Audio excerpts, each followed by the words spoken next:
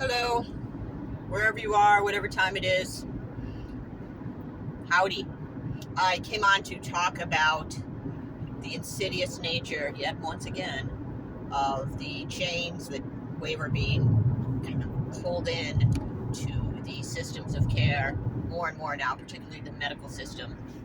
Being a older, middle-aged woman and resisting any dependency on the systems has been difficult.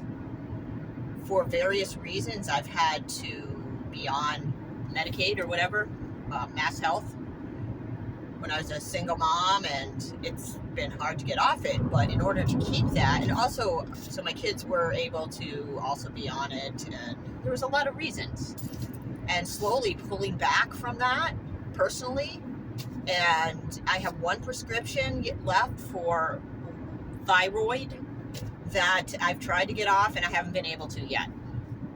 So I see more and more, as President Trump announced the whole new healthcare plan, and I see our options are limited by drop-down menus. We're not going to be able to have access to ways of treating our own health if we are in any way dependent on the systems.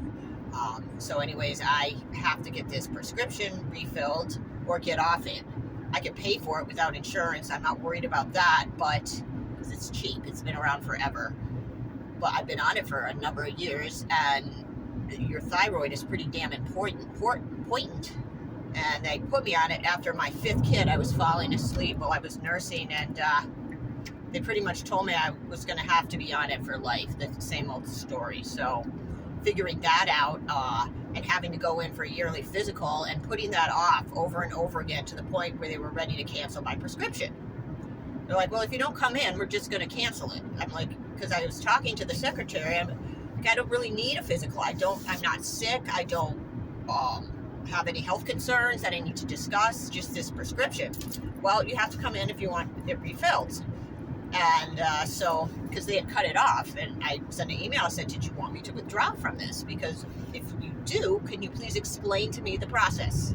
Just to push back a little. And they ended up giving me another refill so I could come in next month, and they can take my blood and get my data and try to find something wrong with me. That's kind of what it feels like. And like, for instance, osteoporosis, they do small, thin lady.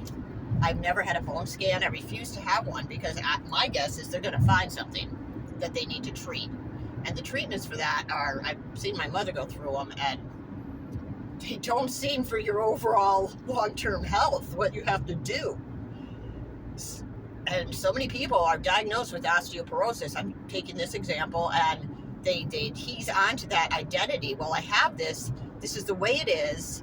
And so they're looking for little ways to prove that they have it, and I see this cycle over and over with the mammograms I was talking about, not getting those. Now I know, and I am not dismissing anybody that has to go into the system, because believe me, I am still advocating for my kids and working with them, and they are using the system, and they will be.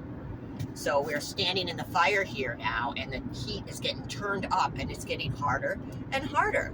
And I'm getting older, and things aren't I don't bounce back as quickly. So it's self-care and any natural remedies and regimens that are more closer to the plant, because a lot of pharmaceuticals, truth be told, are originally from some form of a plant that have been so, bastardized, I'd like to say, homogenized, pasteurized, whatever, taking the essential, voodoo out of that, you get the magic, the entourage effect, and putting it into just one, that you can only use one substance at a time, which is why the cannabinoids are so befuddling. They can't handle it, because there's 150 freaking cannabinoids in the cannabis plant.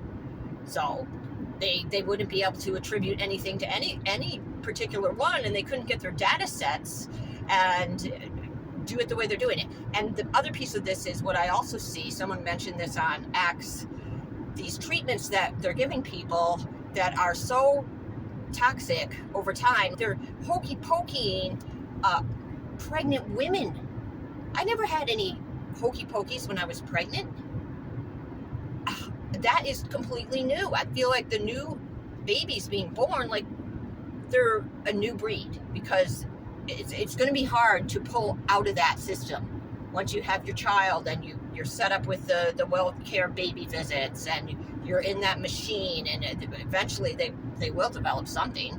And now they're bringing in the precision medicine, and what I was going to say is it's a setup to save everybody, because it's going to be so much better as they can tap into your personalized digital twin and see exactly who you are, where you came from, all the details that they've been working on and building the data sets to more specifically treat you.